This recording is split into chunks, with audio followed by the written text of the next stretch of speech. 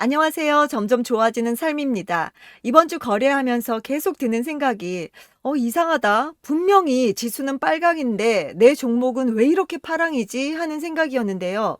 에코프로 그룹주와 포스코 그룹주가 시장의 자금을 블랙홀처럼 빨아들이면서 철저하게 양극화 현상이 벌어졌는데요. 개인들의 힘으로 공매도 세력을 이기는 증권가에선 정말 이례적인 일들이 벌어졌는데요. 이런 이상현상 가운데 정말 한 주간 고생 많으셨습니다. 저 또한 참 힘들었던 한 주였는데요. 저의 매매일지 보시면서 계속 이야기 나눠요. 18일 화요일에 에스트래픽을 매수했습니다. 최근 2차 전지주들이 강세를 보이면서 2차 전지주의 강세가 있은 후에 보통 전기차 충전 쪽으로 이슈가 나오면서 급등을 하는 경향이 있어서 조용할 때 매집해보자 하는 마음으로 일부 미리 선점해뒀고요. 19일에는 센서비의 상장이 있었습니다. 최근 신규 상장주의 특징이 첫날 시초가가 고점인 경우가 많더라고요. 그래서 그거를 생각하고 시초가의 시장가로 버튼을 눌렀는데 이게 동시 접속이 돼서 그런지 계속 오류가 나면서 체결이 되지 않고 뱅글뱅글 돌다가 조금 늦게 체결이 됐습니다. 그래서 12,430원에 체결이 됐고 175.57% 수익이었습니다. 두 주였기 때문에 15,800원 정도 수익이 생겼고요. 그리고 또 오픈엣지 테크놀로지를 23,000원에 눌림 후 반등을 보면서 추가 매수에 들어갔고요. 그리고 다음 날인 20일에 Y랩에 또 상장이 있었습니다. Y랩이 의외로 센서비보다 반응이 좀 덜 하더라고요. 역시나 시초가의 시장가로 눌렀는데 조금 늦게 체결되면서 17,000원에 매도가 됐고 88.51% 수익이었습니다. 아무래도 한국투자증권이 보통 쓰던 계좌가 아니다 보니까 조금 제가 대응이 늦었던 탓도 있었던 것 같습니다. 이렇게 신규 상장주 매매할 때는 동시호가장을 잘 보고 있다가 시초가에 바로 매매를 하는 게 좋은데 그게 참 예측하기가 너무나 힘들더라고요. 너무나 이렇게 주가 변동이 크다 보니까 자칫 잘못 걸었다가 쭉 밀려버리면 그대로 또 대응이 늦어지니까 되도록이면 시초가의 시장가로 빨리 파는 게 장땡인 것 같습니다. 그리고 LNF가 코스피로 이사를 검토한다는 뉴스로 19일부터 급등을 보였는데요. 19일에 17.47% 급등하면서 거래를 마쳤습니다. LNF보다 먼저 이전 상장을 검토하고 있다고 밝힌 포스코 DX도 지난 11일부터 연일 상승세를 보였고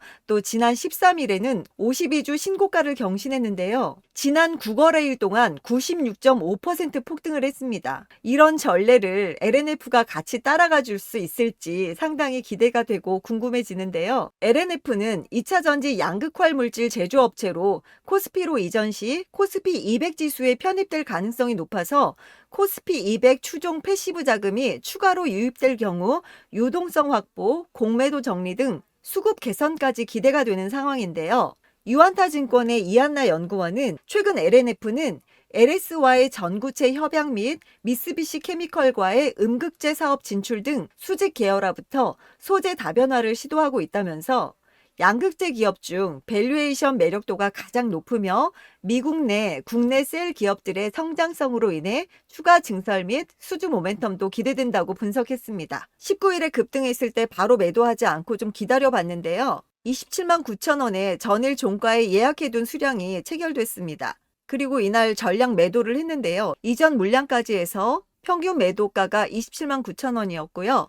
수익률은 5.04% 수익이었습니다. 이날도 욕심부리다가 결국은 제가 원래 생각했던 금액보다 싸게 매도를 했는데요. 참 욕심이 문제예요. 그리고 다음날 21일 코인테크를 매도를 했습니다. 코인테크도 5% 수익이었다가 또 마이너스 갔다가 너무 변동성이 심해서 다음 주 FOMC 앞두고 어떻게 될지 몰라서 일단 보수적으로 접근을 했고요. 일부 매도했습니다. 5.87% 수익이었고요. 똑같이 오픈엣지 테크놀로지도 23,400원 평균 매도가로 일부 분할 매도를 했습니다. 10.74% 수익이었고요. 그리고 현대공업을 추가 매수했습니다. 이날 오전에 장이 계속 빠지는 상황에서도 자동차 부품주의 흐름이 좋길래 추가 매수를 들어갔고요. 물량을 또 살짝 늘렸습니다. 그리고 엔캠 역시 추가 매수를 했는데요. 미국의 IRA 법안 최대 수혜주로 불리고 있고요. 엔캠은 2차 전지 주요 소재 중 하나인 전해액 생산업체로 글로벌 전해액 MS 기준 4위를 차지하고 있는데요.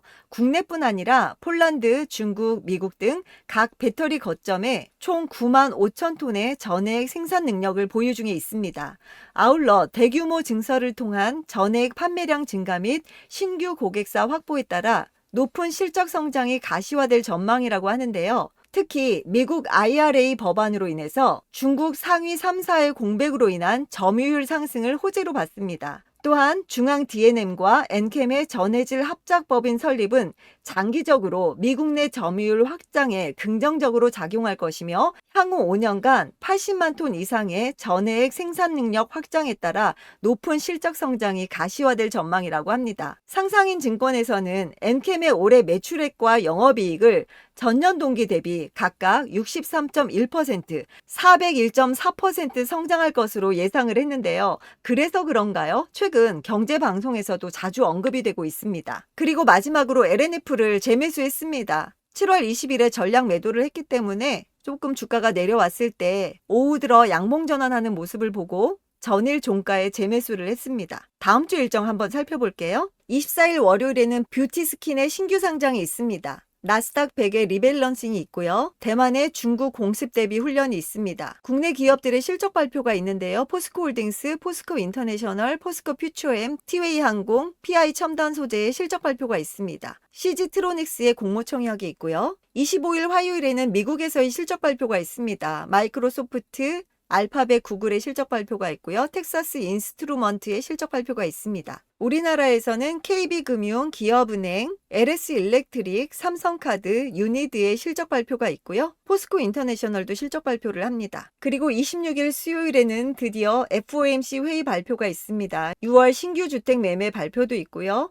버넥트의 신규 상장이 있습니다. 그리고 또 삼성전자의 갤럭시 언팩 행사 개최가 있고요. 갤럭시 관련주 미리 많이 움직이겠죠. 넷마블의 신작 시네탑 새로운 세계가 전 세계에 출시된다고 합니다. 영화 밀수가 개봉되고요. 실적 발표가 있죠. SK하이닉스, SK아이테크놀로지, JB금융지주, 두산 퓨얼셀의 실적 발표가 있습니다. 27일 목요일에는 ALT의 신규 상장이 있고요. 파로스 아이바이오의 신규 상장이 있습니다.